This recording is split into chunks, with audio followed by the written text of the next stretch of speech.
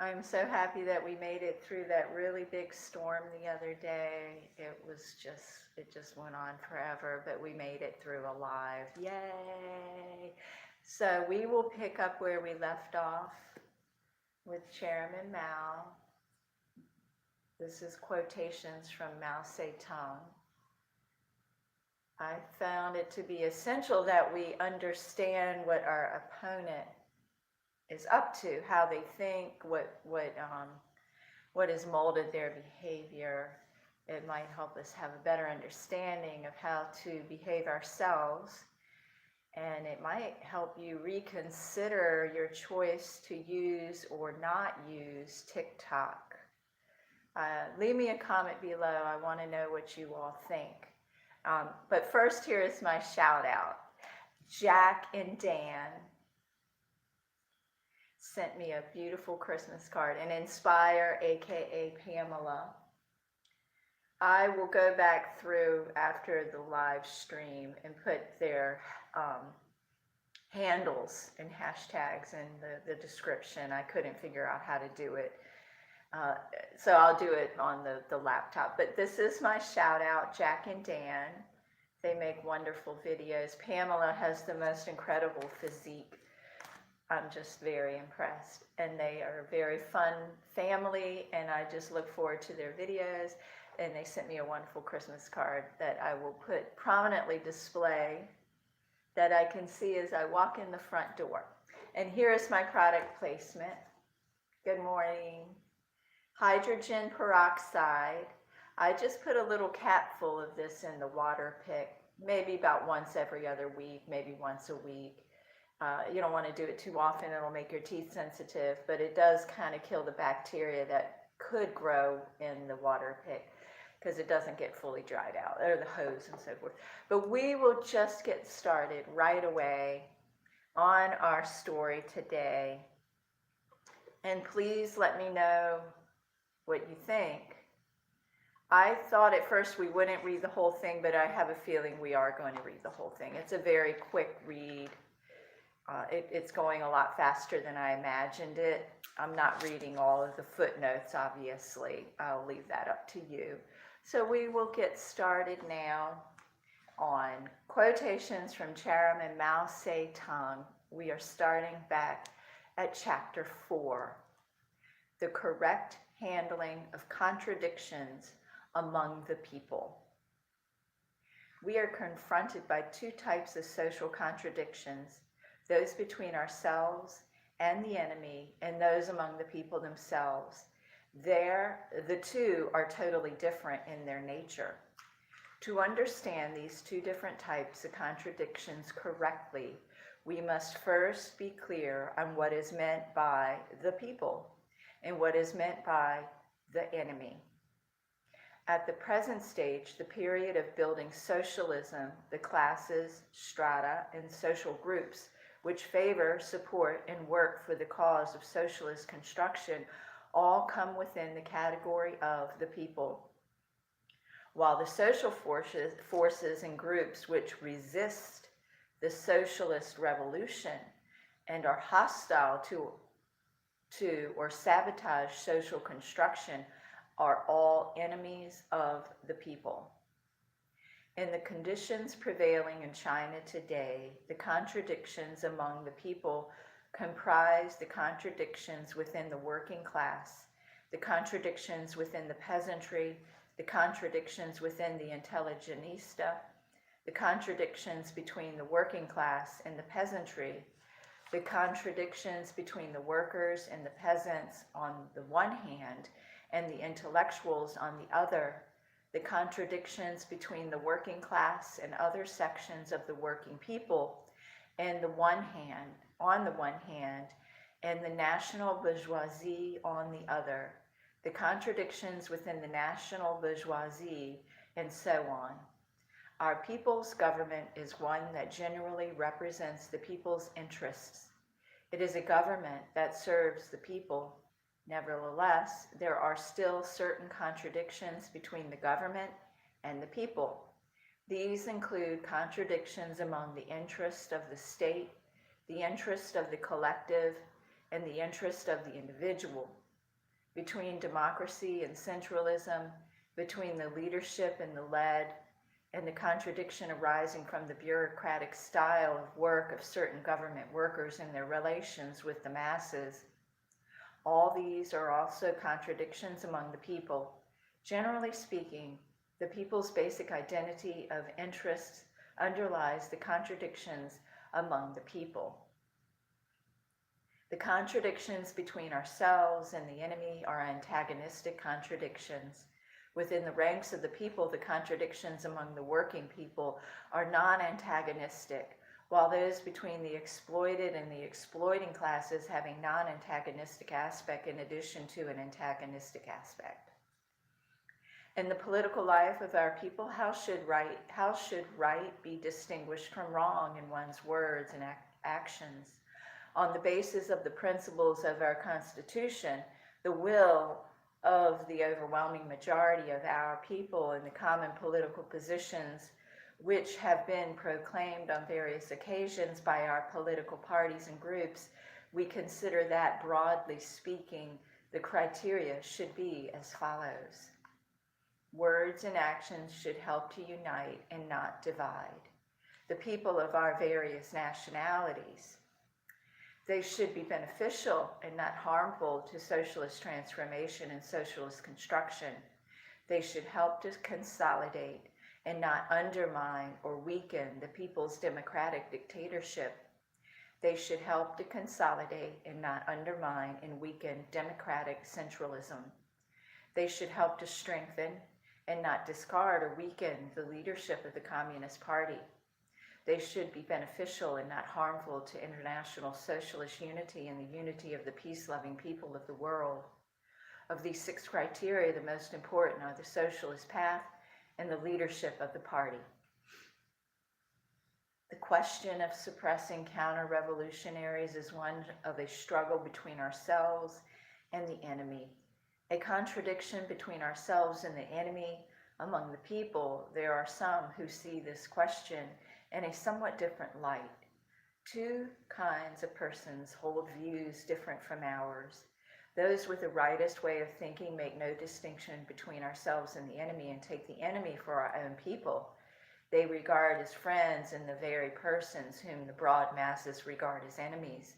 Those with a left way of thinking magnify contradictions between ourselves and the enemy to such an extent that they take certain contradictions among the people for contradictions with the enemy and regard as counter-revolutionaries persons who are not really counter-revolutionaries.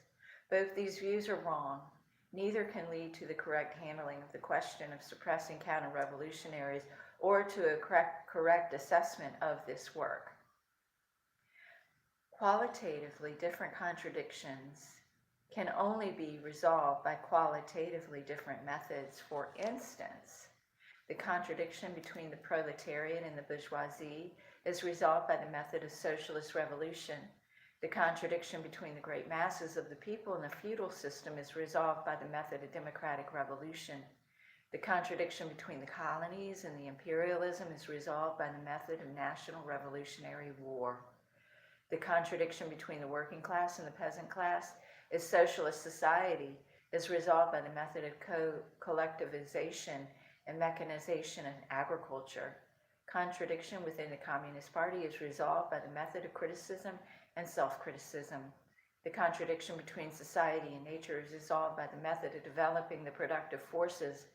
The principle of using different methods to resolve different contradictions is one which Marxists, Leninists must strictly observe.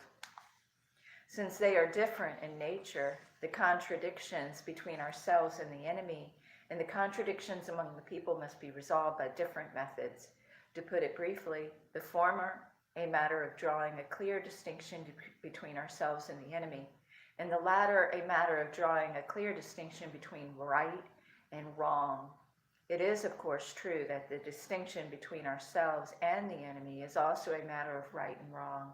For example, the question of who is the right, we or the domestic and foreign reactionaries, the imperialists, the feudalists, and the bureaucratic capitalists, is also a matter of right and wrong.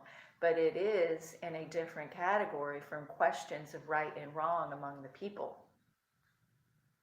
The only way to settle questions of ideological nature or controversial issues among the people is by the democratic method and method of discussion, of criticism or persuasion in education, and not by the method of coercion or repression. To be able to carry on their production and studies effectively and to arrange their lives properly, the people want their government and those in charge of production and of cultural and educational organizations to issue appropriate orders of the obligatory nature. It is common sense that the maintenance of public order would be impossible without such administrative regulations. Administrative orders and the method of persuasion and education complement each other in resolving contradictions among the people. Even administrative regulations for the maintenance of public order must be accompanied by persuasion and education, for in many cases, regulations alone will not work. Inevitably, the bourgeoisie and the petty bourgeoisie will give expression to their own ideologies. Inevitably, they will stubbornly express themselves on political and ideological questions by every possible means. You cannot expect them to do otherwise. We should not use the method of suppression and prevent them from expressing themselves, but should allow them to do so and at the same time argue with them and direct appropriate criticism at them. We must undoubtedly criticize wrong ideas of every description, and it certainly would not be right to refrain from criticism. Look on while wrong ideas spread unchecked and allow them to monopolize the field. Mistakes must be criticized and poisonous weeds fought wherever they crop up. However, such criticism should not be dogmatic, and the metaphysical method should not be used, but efforts should be made to apply the dialectal method. What is needed is scientific analysis and convincing argument. To criticize the people's shortcomings, it is necessary, but in doing so, we must truly take the stand of the people and speak out of wholehearted eagerness to protect and educate them. To treat comrades like enemies is to go over to the stand of the enemy. Contradiction and struggle are universal and absolute, but the methods of resolving contradictions, that is, the forms of struggle, differ according to the differences in the nature of the contradictions. Some contradictions are characterized by open antagonisms, others are not. In accordance with the concrete development of things, some contradictions which were originally non-antagonistic develop into antagonistic ones, while others which are originally antagonistic develop into non-antagonistic ones. In ordinary circumstances, contradictions among the people are not antagonistic, but if they are not handled properly, or if we relax our vigilance and lower our guard, antagonism may rise. In a socialist country, a development of this kind is usually only localized and temporary phenomenon. The reason is that the system of exploitation of man by man has been abolished, and the interests of the people are basically the same. In our country, the contradiction between the working class and the national bourgeoisie belongs to the category of contradictions among the people. By and large, the class struggle between the two is a class struggle within the ranks of the people, because the Chinese national bourgeoisie has a dual character. In the period of the bourgeois democratic revolution, it had both a revolutionary and a concilianist side to its character. In the period of the socialist revolution, exploitation in the working class for profit constitutes one side of the character of the national bourgeoisie, while its support of the Constitution and its willingness to accept socialist transformation constitute the other. The national bourgeoisie differs from the imperialists, the landlords, and the bureaucratic capitalists. The contradictions between the national bourgeoisie and the working class is one between the exploiter and the exploited, and is by nature antagonistic. But in the concrete contradictions of China, this antagonistic class contradiction can, if properly handled, be transformed into a non-antagonistic one and be resolved by the peaceful methods. However, It will change into a contradiction between ourselves and the enemy if we do not handle it properly and do not follow the policy of uniting with, criticizing, and educating the national bourgeoisie, or if the national bourgeoisie does not accept this policy of ours. The counter-revolutionary rebellion in Hungary in 1956, was a case of reactionaries inside a socialist country in league with the imperialists attempting to achieve their conspiratorial aims by taking advantage of the contradictions among the people to foment dissension and stir up disorder. This lesson of the Hungarian events merits attention. So that was the end of chapter 4 of Quotations from Chairman Mao Tse-Tung. We will now start chapter 5. Chapter 5's title is War and Peace. War is the highest struggle for resolving contradictions.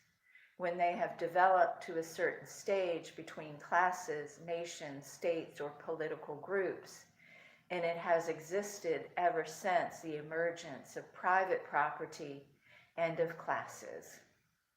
War is the continuation of politics. In this sense, war is politics, and war itself is a political action. Since ancient times, there has never been a war that did not have a political character.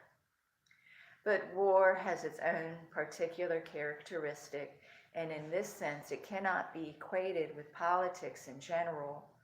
War is the continuation of politics by other means. When politics develop to a certain stage beyond which it cannot proceed by the usual means, war breaks out to sweep the obstacles from the way. When the obstacle is removed and our political aim attained, the war will stop.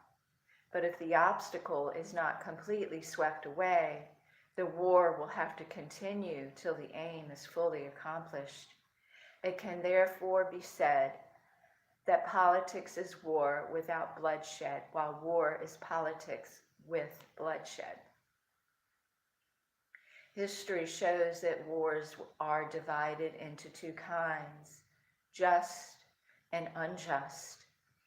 All wars that are progressive are just, and all wars that impede progress are unjust. We communists oppose all unjust wars that impede progress, but we do not oppose progressive, just wars. Not only do we communists not oppose just wars, we actively participate in them.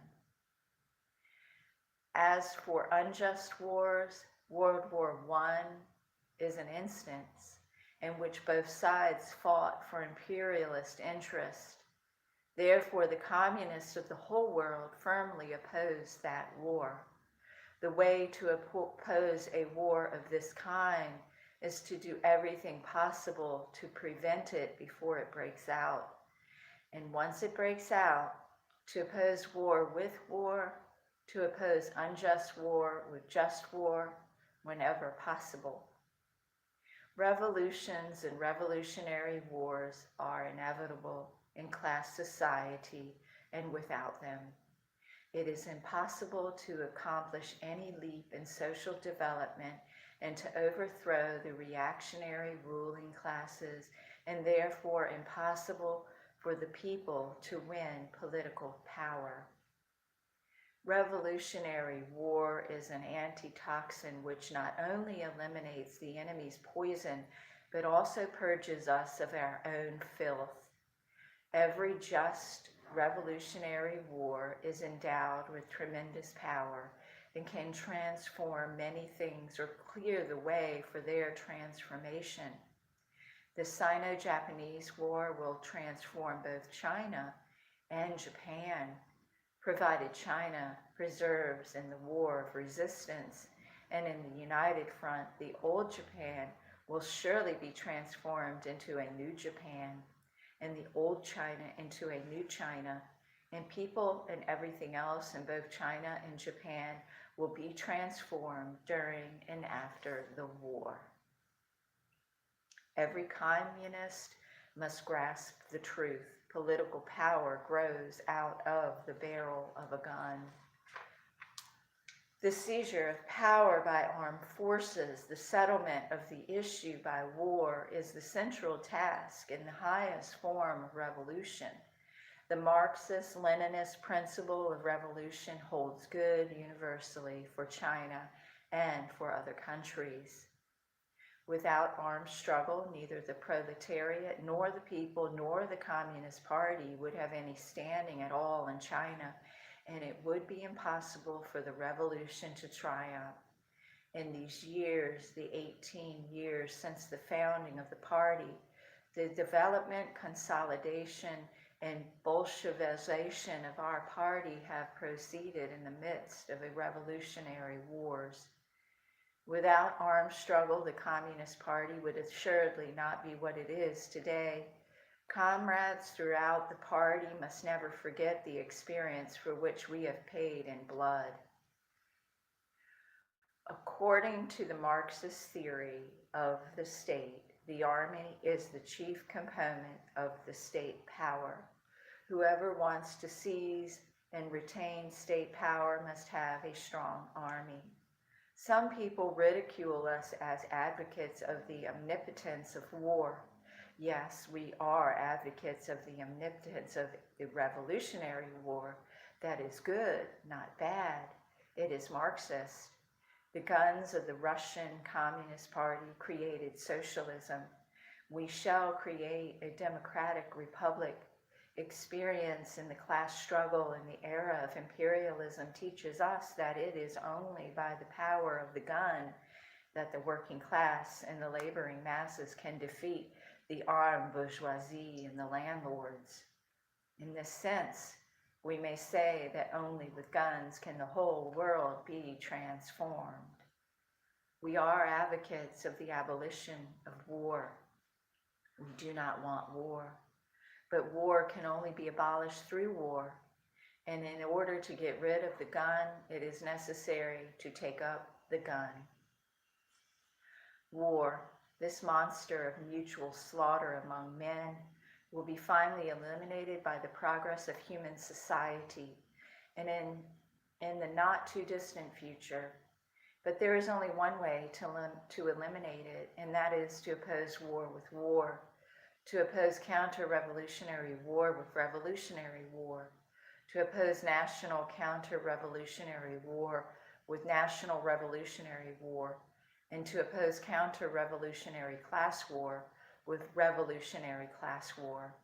When human society advances to the point where classes and states are eliminated, there will be no more wars, counter-revolutionary or revolutionary, unjust or just. That will be the era of perpetual peace for mankind. Our study of the laws of revolutionary war springs from the desire to eliminate all wars. Herein lies the distinction between us communists and all the exploiting classes. Our country and all the other socialist countries want peace. So do the peoples of the countries of the world. The only ones who crave war and do not want peace are certain monopoly capitalist groups and a handful of imperialist countries which depend on aggression for their profits.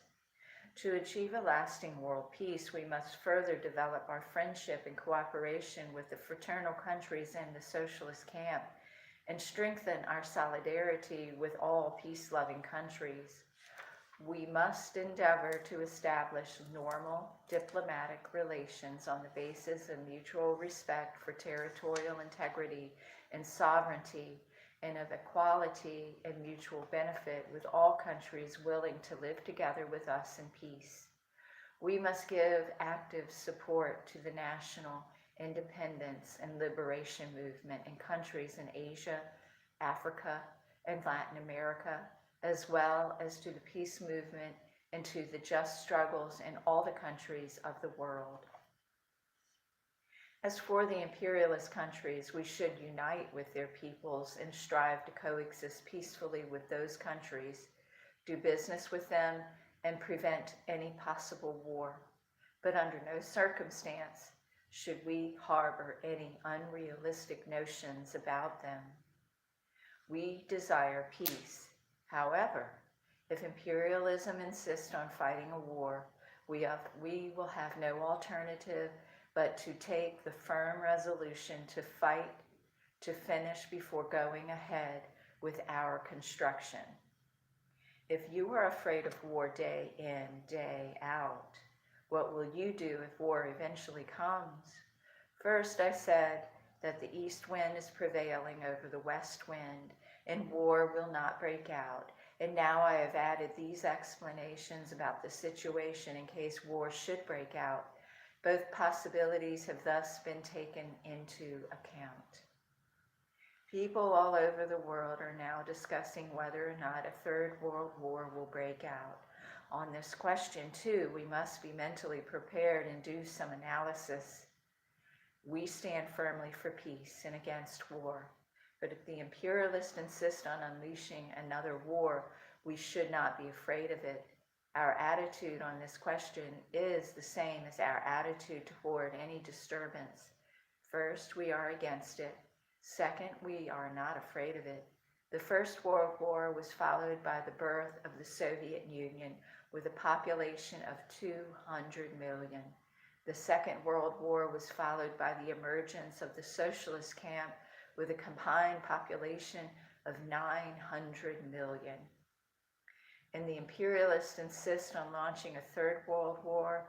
It is certain that several hundred million more will turn to socialism, and then there will not be much room left on earth for the imperialist. It is also likely that the whole structure of imperialism will utterly collapse. Make trouble, fail, make trouble again, fail again, till their doom, that is, the logic of the imperialists and all reactionaries the world over in dealing with the people's cause, and they will never go against this logic. This is a Marxist law. When we say imperialism is ferocious, we mean that its nature will never change, that the imperialists will never lay down their butcher knives, and they will never become Buddhas till their doom. Fight, fail, fight again, fail again, fight again, till their victory, that is the logic of the people, and they too will never go against this logic. This is another Marxist law. The Russian People's Revolution followed this law, and so has the Chinese People's Revolution. Just because we have won victory, we must never relax our vigilance against the frenzied plots for revenge by the imperialists and their running dogs. Whoever relaxes vigilance will disarm himself politically and land himself in a passive position. The imperialists and their running dogs, the Chinese reactionaries, will not resign themselves to defeat in this land of China. They will continue to gang up against the Chinese people in every possible way. For example, they will smuggle their agents into China to sow dissension and make trouble. That is certain. They will never neglect these activities. To take another example, the imperialists will incite the Chinese reactionaries and even throw in their own forces to blockade China's ports. They will do this as long as it is possible. Furthermore, if they still hanker after adventures, they will send some of their troops to invade and harass China's frontiers. This, too, is not impossible. All this we must take fully into account. The world is progressing. The future is bright, and no one can change this general trend of history. We should carry on constant propaganda among the people and on the facts of world progress and the bright future ahead so that they will build their confidence in victory.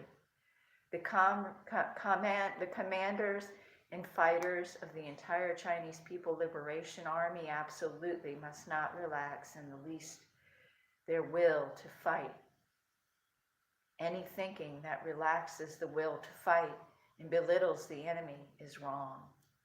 So that was chapter 5 of Quotations from Chairman Mao Tse-Tung. We will start now with chapter 6. And the chapter 6 is called Imperialism and All Reactionaries Are Paper Tigers. All reactionaries are paper tigers. In appearance, the reactionaries are terrifying, but in reality, they are not so powerful. From a long-term point of view, it is not the reactionaries, but the people who are really powerful. Just as there is not a single thing in the world without a dual nature, this is the law of the unity of opposites. So imperialism and all reactionaries have a dual nature. They are real tigers and paper tigers at the same time. In past history, before they won state power, and for some time afterwards, the slave-owning class, the feudal landlord class, and the bourgeoisie were vigorous, revolutionary, and progressive. They were real tigers. But with the lapse of time, because of their opposites, the slave class, the peasant class, and the proletariat grew in strength, step by step, struggled against them more and more fiercely. These ruling classes changed step by step into the reverse, changed into reactionaries, changed into backward people, changed into paper tigers, and eventually they were overthrown or will be overthrown by the people. The reactionary, backward, decaying classes retain this dual nature even in their last life and death struggles against the people. On the one hand, they were real tigers. They devoured people by the millions and tens of millions. The cause of the people's struggle went through a period of difficulties and hardships, and along the path there were many twists and turns. To destroy the rule of imperialism, feudalism, and bureaucratic capitalism in China took the Chinese people more than 100 years and cost them tens of millions of lives before the victory in 1949. Look, were these not living tigers, iron tigers, real tigers? But in the end, they changed into paper tigers, dead tigers, bean curd tigers. These are historical facts. Have people not seen or heard about these facts? There have indeed been thousands and tens of thousands of them. Thousands and tens of thousands. Hence, imperialism and all reactionaries look at, in essence, from a long-term point of view, from a strategic point of view, must be seen for what they are, paper tigers. On this, we should build our strategic thinking. On the other hand, they are also living tigers, iron tigers, real tigers, which can devour people. On this, we should build our tactical thinking. I've said that all the reputedly powerful reactionaries are merely paper tigers. The reason is that they are divorced from the people. Look, was not Hitler a paper tiger? Was Hitler not overthrown? I also said that the Tsar of Russia, the Emperor of China and Japan, and Japanese imperialism were all paper tigers. As we know, they were all overthrown. U.S. imperialism has not yet been overthrown, and it has the atom bomb. I believe it also will be overthrown. It too is a paper tiger. Lifting a rock only to drop it on one's own feet is a Chinese folk saying to describe the behavior of certain fools. The reactionaries in all countries are fools of this kind. In the final analysis, their persecution of the revolutionary people only serves to accelerate the people's revolutions on a broader and more intense scale. Did not the persecution of the revolutionary people by the Tsar of Russia and by the Chiang Kai-shek performed this function in the great Russian and Chinese revolutions. U.S. imperialism invades Chinese territory of Taiwan and has occupied it for the past 9 years. A short while ago, it sent its armed forces to invade and occupy Lebanon. The United States has set up hundreds of military bases in many countries all over the world. Chinese territory of Taiwan, Lebanon, and all military bases of the United States on foreign soil are so many nooses around the neck of U.S. imperialism. The nooses have been fashioned by the Americans themselves and by nobody else. And it is they themselves who have put these nooses around their own necks, handing the ends of the rope to the Chinese people, the peoples of the Arab countries, and all the peoples of the world who love peace and oppose aggression. The longer the U.S. aggressors remain in those places, the tighter the nooses around their necks will become. Imperialism will not last long because it always does evil things. It persists in grooming and supporting reactionaries in all countries who are against the people. It has forcibly seized many colonies and semi-colonies and many military bases, and it threatens the peace with atomic war. Thus, forced by imperialism to do so, more than 90% of the people of the world are rising or will rise up and struggle against it. Yet imperialism is still alive, still running amok in Asia, Africa, and Latin America. In the West, imperialism is still opposing the people at home. This situation must change. It is the task of the people of the whole world to put an end to the aggression and oppression perpetrated by imperialism, and chiefly by U.S. imperialism. Riding roughshod everywhere, U.S. imperialism has made itself the enemy of the people, of the world, and has increasingly isolated itself. Those who refuse to be enslaved will never be cowed by the atom bombs and hydrogen bombs in the hands of the U.S. imperialists. The raging tide of the people of the world against the U.S. aggressors is irresistible. Their struggle against U.S. imperialism and its lackeys will assuredly win still greater victories. If the U.S. monopoly capitalist groups persist in pushing their policies of aggression and war, the day is bound to come when they will be hanged by the people of the world. The same fate awaits the accomplices of the United States. Over a long period, we have developed this concept for the struggle against the enemy. Strategically, we should despise all our enemies, but tactically, we should take them all seriously. This also means that we must despise the enemy with respect to the whole, but we must take him seriously with respect to each and every concrete question. If we do not despise the enemy with respect to the whole, we shall be committing the error of opportunism. Marx and Engels were only two individuals, and yet in those early days they already declared that capitalism will be overthrown throughout the world.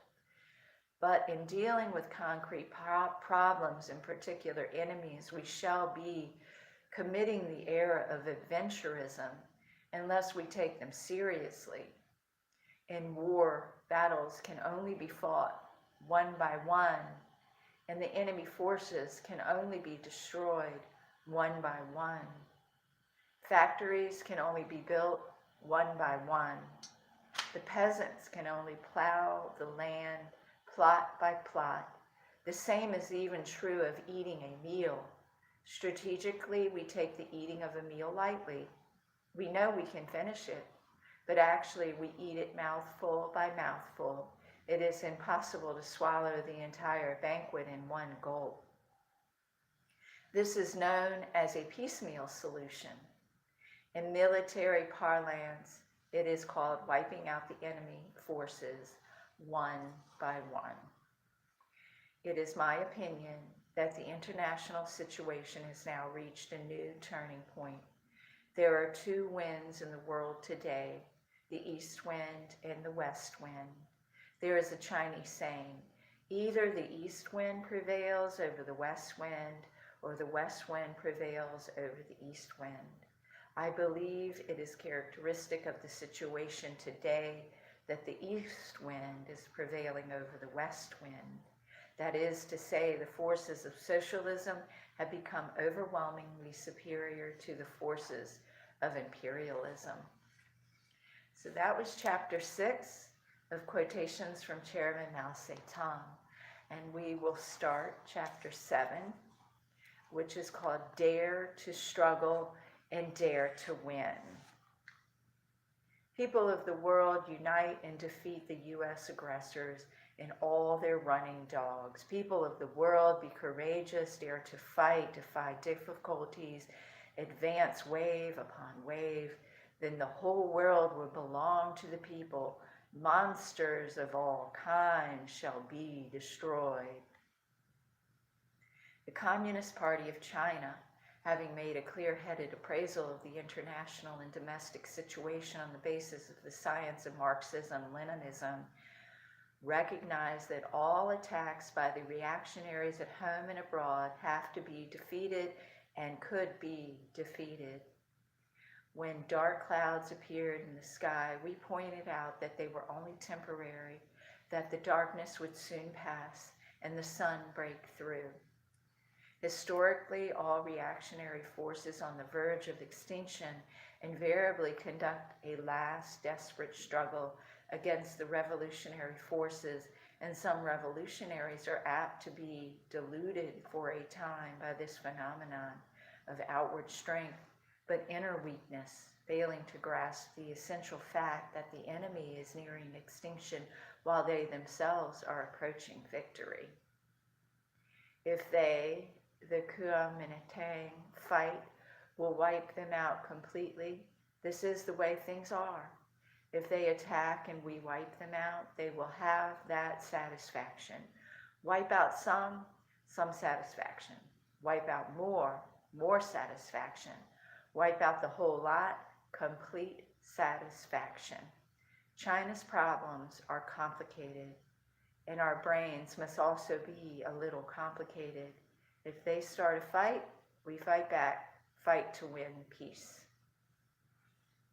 If anyone attacks us, and if the contradictions are favorable for battle, we will certainly act in self-defense to wipe him out resolutely, thoroughly, wholly, and completely. We do not strike rashly, but when we do strike, we must win. We must never be cowed by the bluster of reactionaries. As far as our own desire is concerned, we don't want to fight even for a single day. But if circumstances forces us to fight, we can fight to the finish. We are for peace, but so long as U.S. imperialism refuses to give up its arrogant and unreasonable demands and its scheme to extend aggression, the only course for the Chinese people is to remain determined to go on fighting side by side with the Korean people. Not that we are warlike. We are willing to stop the war at once and leave the remaining questions for later settlement, but U.S. imperialism is not willing to do so. All right then, let the fighting go on. However many years U.S. imperialism wants to fight, we are ready to fight right up to the moment when it is willing to stop, right up to the moment to complete victory for the Chinese and Korean peoples. We should rid our ranks of an all-impotent thinking, all views that overestimate the strength of the enemy and underestimate the strength of the people are wrong. The oppressed peoples in the nations must not pin their hopes for liberation on the sensibleness of imperialism and its lackeys. They will only triumph by strengthening their unity and persevering in their struggle. No matter when this countrywide civil war breaks out, we must be well prepared. If it comes early, say tomorrow morning, we should also be prepared. That is point one. In the present international and domestic situation, it is possible for a time the civil war may be kept restricted in scale and localized. That is point two. Point one is that we should prepare for point two, is what has existed for a long time. In short, we must be prepared. Being prepared, we shall be able to deal properly with all kinds of complicated situations.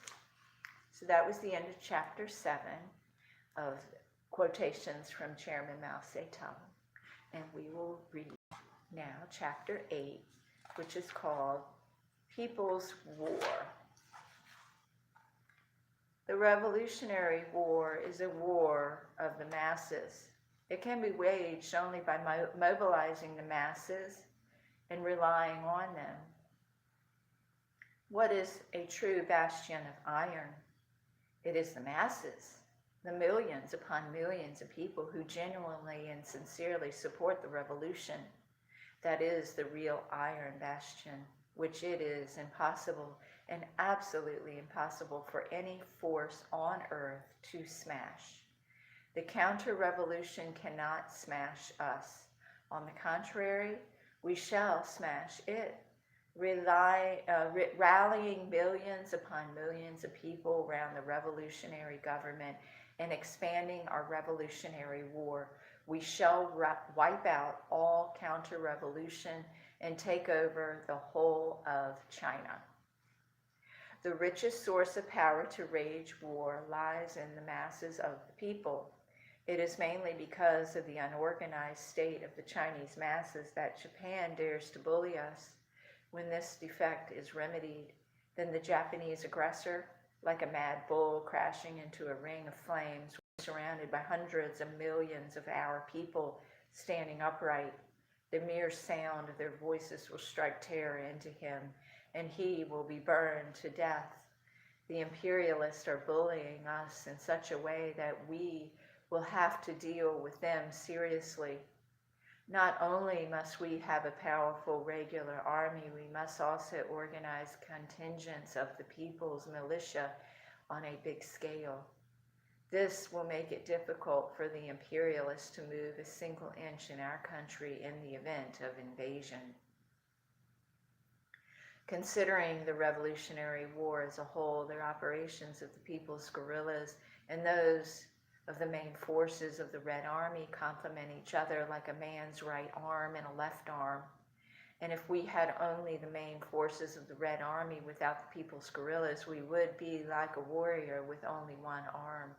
In concrete terms, and especially with regard to military operations, when we talk of the people in the base area as a factor, we mean that we have an armed people. That is the main reason why the enemy is afraid to approach our base area. Unquestionably, victory or defeat in war is determined mainly by the military, political, economic, and natural conditions on both sides, but not by these alone. It is also determined by each side's subjective ability in directing the war. In this endeavor to win a war, a military strategist cannot overstep the limitations imposed by the material conditions. Within these limitations, however, he can and must strive for victory. The stage of action for a military strategist is built upon the objective material conditions, but on the stage, he can direct the performance of many a drama full of sound and color, power and grandeur.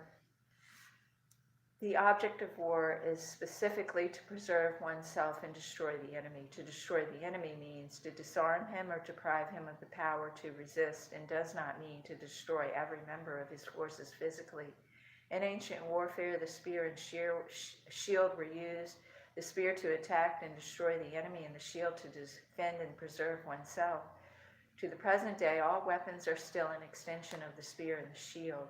The bomber, the machine gun, the long-range gun, the poison gas are developments of the spear, while the air-raid shelter, the steel helmet, the concrete fortification, and the gas mask are developments of the shield.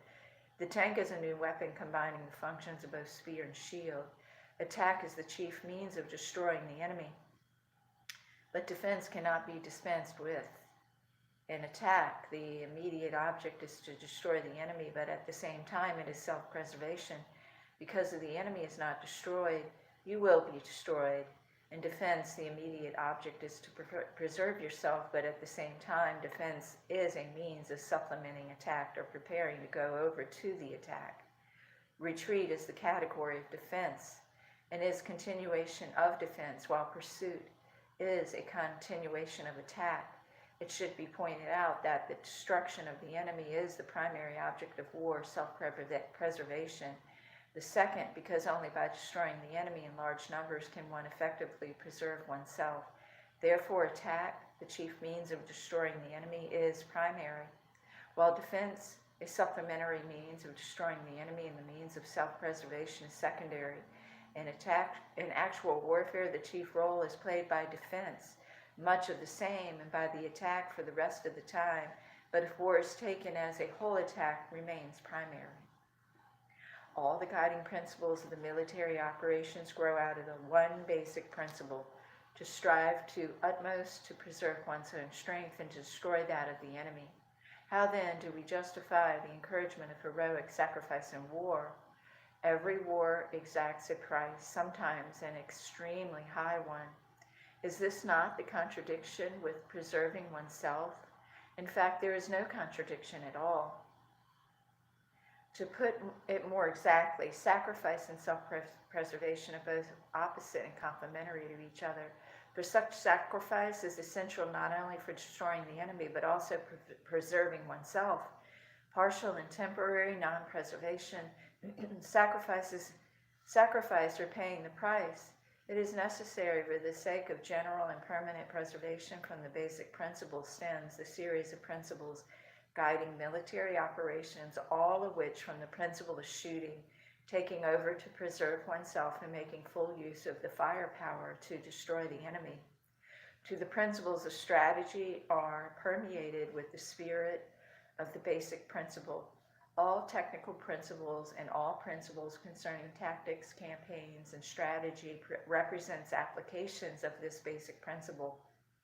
The principle of preserving oneself and destroying the enemy is the basis of all military principles. Our principles of operation are: attack, dispersed, isolated enemy forces first. Attack concentrated, strong enemy forces later. Take small and medium cities and extensive rural areas first. Take big cities later. Make wiping out the enemy effective strength our main objective. Do not make holding or seizing a city or place our main objective. Holding or seizing a city or place is the outcome of wiping out the enemy's effective strength. And often a city or place can be held or seized for good only after it has changed hands a number of times. In every battle, concentrate on absolutely superior force, 2, 3, 4, and sometimes even 5 or 6 times the enemy's strength. Encircle the enemy's forces completely, strive to wipe them out thoroughly, and do not let any escape from the net. In special circumstances, use the method of dealing the enemy crushing blows, that is, concentrate all our strength to make a frontal attack, an attack on one or both of his flanks with the aim of wiping out one part and routing another so that our army can swiftly move its troops to smash other enemy forces. Strive to avoid battles of attrition in which in which we lose more than we gain or only break even. In this way, although inferior as a whole in terms of numbers, we shall be absolutely superior in every part, in every aspect, in every specific campaign. And this ensures victory in the campaign. As time goes on, we shall become superior as a whole and eventually wipe out all the enemy. Fight no battle unprepared. Fight no battle you are not sure of winning. Make every effort to be well prepared for each battle. Make every effort to ensure victory in the given set of conditions as between the enemy and ourselves. Give full play to our style of fighting, courage in battle, no fear of sacrifice, no fear of fatigue, and continuous fighting. That is, fight successive battles in a short time without rest. Strive to wipe out the enemy when he is on the move. At the same time, pay attention to the tactics of positional attack and capture enemy fortified points and cities. With regard to attacking cities, resolutely seize all enemy fortified points and cities which are weakly defended. At opportune moments, seize all enemy fortified points and cities defended with moderate strength, provided circumstances permit. As for all strongly defended enemy fortified points and cities, wait till conditions are ripe and then take them. Replenish our strength with all the arms and most of the personnel captured from the enemy. Our army's main sources of manpower and material are at the front. Make good use of the intervals between campaigns to rest, train, and consolidate our troops.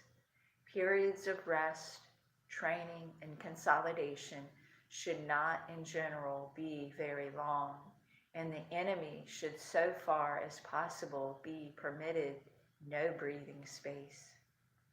These are the main methods of the People's Liberation Army as employed in defeating Chiang Kai-shek. They are the result of the tempering of the People's Liberation Army in long years of fighting against domestic and foreign enemies and are completely suited to our present situation. Our strategy and tactics are based on the people's war. No army opposed to the people can use our strategy and tactics. Without preparedness, superiority is not real superiority, and there can be no initiative either. Having grasped this point, a force which is inferior but prepared can often defeat a superior enemy by surprise attack. So that was chapter 10. That was chapter 8. So we will read chapter 9 now of Quotations from Mao Tse-Tung, from Chairman Mao Tse-Tung. So we will read chapter 9. It's a very short chapter, and I think we'll finish from there. Okay. Chapter 9, the People's Army. Without a people's army, the people have nothing. The army is powerful because all its members have a conscious discipline. They have come together and they fight not for the private interest of the few individuals or a narrow clique, but for the interest of the broad masses and of the whole nation. The sole purpose of this army is to stand firmly with the Chinese people and to serve them wholeheartedly. The Chinese Red Army is an armed body for carrying out the political task of the revolution, especially at present. The Red Army should certainly not confine itself to fighting. Besides fighting to destroy the enemy's military strength, it should shoulder such important tasks as doing propaganda among the masses, organizing the masses, arming them, helping them to establish revolutionary political power, and setting up party organizations. The Red Army fights not merely for the sake of fighting, but in order to conduct propaganda among the masses, organize them, arm them, and help them to establish revolutionary political power. Without these objectives, fighting loses its meaning, and the Red Army loses the reason for its existence.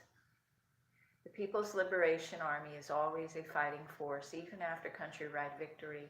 Our army will remain a fighting force during the historical period in which classes have not been abolished in our country and the imperialist system still exists in the world.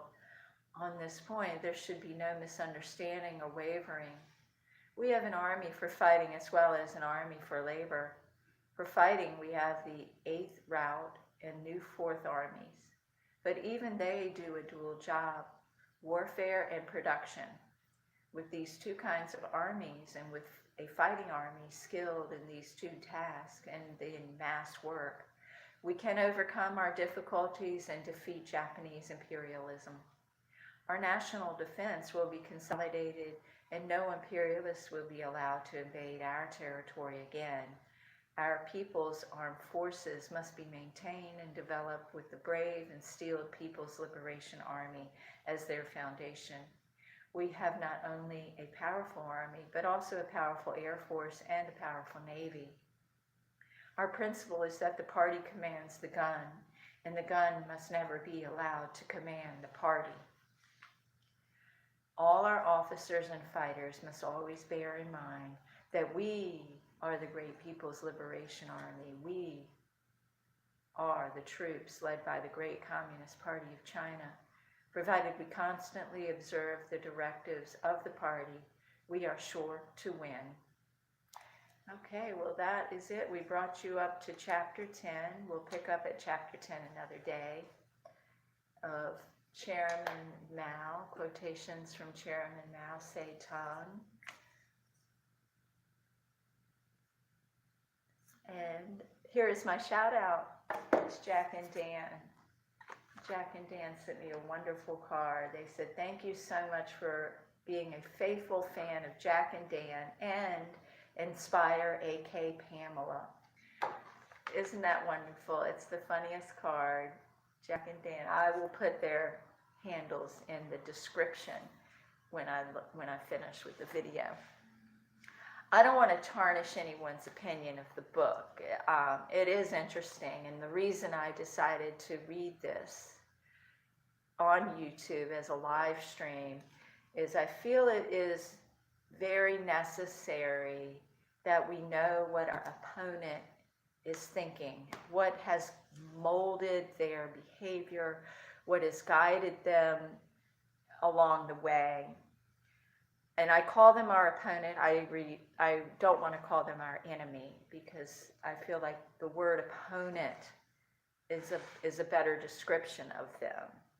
I also wonder, in terms of what's going on in the world right now, such as the invasion at our southern border in the United States, I just wonder what's fueling that. But now I'm reading this book and I'm wondering if the Communist Party of China has manipulated social media in South America in order to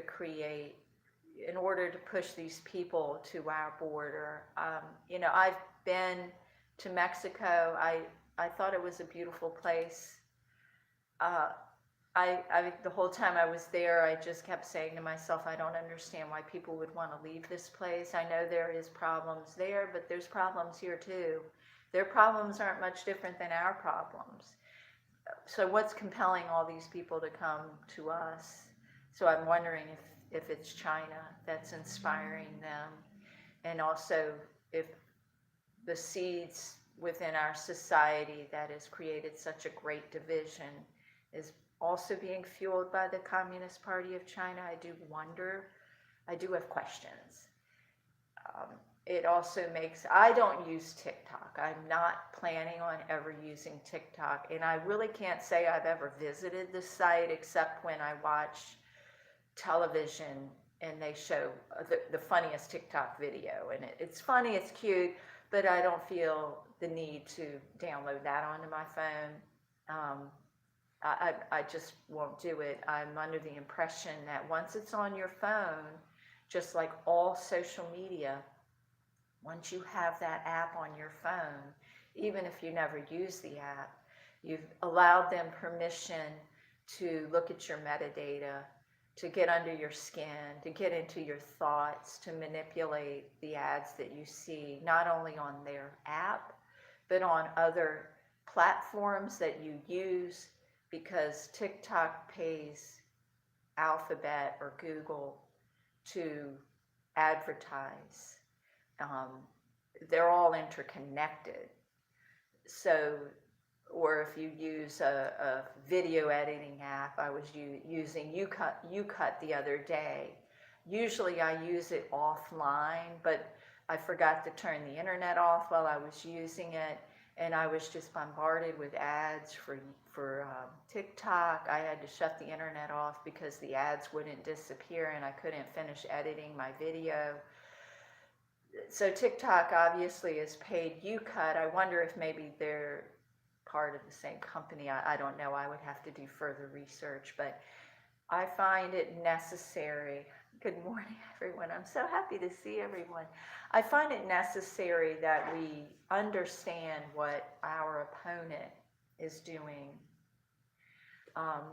It's not that I'm all in favor of like a massive capitalism. I was raised in the United States. I've lived in a socialist country. I've seen more than one side of the coin. I don't know which one would be better. I think some aspects of socialism really works and it's really beneficial. I see some aspects of capitalism working and beneficial.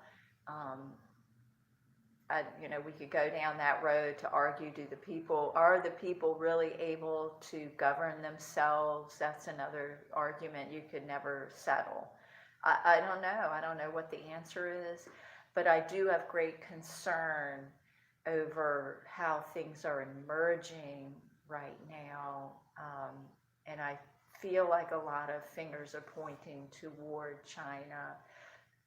They say in this book, Mao Tse-Tung says in this book that war is necessary, that he's saying that war is necessary. It seems like they really want Taiwan and that they're willing to fight for it, and they're threatening the United States if we help Taiwan in any way. I also think a lot about Russia or the former Soviet Union. So I remember I did see videos on YouTube when Ronald Reagan gave that speech, tear down the wall, Gorbachev, tear down this wall. And I think, well, why did communism not really continue the way it did in China? Why did it not continue in Russia or the Soviet Union? And what compelled the wall to come down? And only thing I can conclude is God, is that the prevalence of Eastern Orthodox religion in the former Soviet Union, they weren't able to completely snuff out people's going to church or worshiping even in the closet, practicing their faith. That perhaps that was the main reason of the downfall. Of course, there was a lot of diplomacy, there was a lot of back and forth, that so many things went on that we'll never know what truly went on, but I feel like what I see ultimately put the stop to the Soviet Union was people's faith. I do know in China they are not allowed to believe in God. They probably don't even know the concept of a higher being, because their higher being is the Communist Party. Their faith is in man in the Communist Party. I'm told by some evangelistic Christians that there's a growing underground movement of Christianity in China. I don't know if that's true. Nobody I know that's been to China and came back tells me they see like a lot of people praying to God and Christ in China. I know that China's made a great effort to extinguish the Uyghurs and to re-educate them. And Allah is God. It's just another name. But it seems that strict adherence to the Communist Party, that's what I'm reading in this, that strict adherence to the Communist Party is necessary. And they say that anyone that would try to plant the seed of dissension amongst the people would be eliminated. I don't know what to say about that. I feel like any ideology will work perfectly if everyone, every single one, believes in the same thing. So I think he's pointed out some obvious things about human nature, but it seems to me like this is the manifesto of a crazy person. That if our country, if someone were sitting in a Starbucks with their notebook and writing these words, that person would be considered crazy, would be considered completely mentally ill. But we pay attention to these people and we give them power. We can't do what happened with the Arab Spring, meaning social media. I suspect that the State Department of the United States had a pretty big hand in stirring the pot of the Arab Spring at the time. We can't really do that in China because China has a very tight control over what can be on their internet. They don't allow Google, they don't allow Facebook, they don't allow YouTube, because if that seed is planted, they will be taken down. They're outnumbered by their people. So there's very difficult for us to plant that seed of dissension in order to bring down the Communist Party of China. I don't know. I feel like eventually something's going to happen because that tight grip on their people, can it really last forever? Are they naive to think that that grip of power is going to last forever without any kind of yin and yang or push and pull and alternative ideas coming in? There has been a lot of protest in China because of COVID. Even if, let's imagine that China started COVID as a way to like chemical warfare against the rest of the world. Let's suppose that that was what happened. I don't know if that's what happened, and I'm not going to say that's what happened, but let's say maybe that happened. It really didn't work out well for them because they're really getting sick still. So in the long run, that God is really in control. I know someone that came to the United States as a refugee from China, and we were talking about pop culture in China and listening to pop culture music. It sounded just like American rock and roll, but in Chinese or in Mandarin. And I said, well, what are they singing about? Are they singing about like raising up Mao Tse-Tung? Or he's like, no, they're singing about love. They're singing about love and heartache, just like our music. I could have sworn, I know I heard somewhere that in the Red Book, we might get to it when we get to that part in this book, that Chairman Mao says love is a bourgeois concept. That love is not useful, but love always wins. It always has won. So we'll see how that plays out. So here is my product placement one more time, is hydrogen peroxide. I put just a capful maybe in the water pick maybe once a week. Whenever I remember it maybe once a week or every other week. And it it does help. But it kills any bacteria that might be living in my water pick, because I love my water pick. And this is my shout out. It's Jack and Dan. They sent me this wonderful card for Christmas. And then, so that's from Jack and Dan. And then that's from Inspire, aka Pamela. And Pamela has the most incredible physique. If you need to know how to work out, you want to see Pamela for sure. I'll put their handles in the description. I couldn't figure out how to do that when I started the live stream, so I'll have to go back through with my laptop to do that. I am so happy to see everyone. I just think you're the best. You made the right choice to visit me, and my goal is to always make you feel good, but also to make you think a little bit, because this is a very deep book. We'll pick something a little lighter for next time. When I return this, I'll try to find maybe a joke book or something fun and silly to read, to wash our palate from politics and social things. So I'm just so happy to see you. It's always a wonderful day when I get to spend time with you. It's a highlight of my week.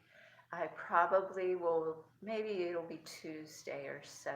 I'm busy this time of year. If it's just something going on now that COVID has loosened its grip. It's just, each week I think it's going to get easier, but there's more and more stuff going on. And I'm trying to say yes to everything, because it was such a long shutdown with COVID. No parties, no get-togethers, seeing people from afar, seeing people only on Zoom. And now I get to actually see people in person, and I'm just not going to say no if I don't have to. So give me a big kiss. And I hope you have a wonderful, wonderful day.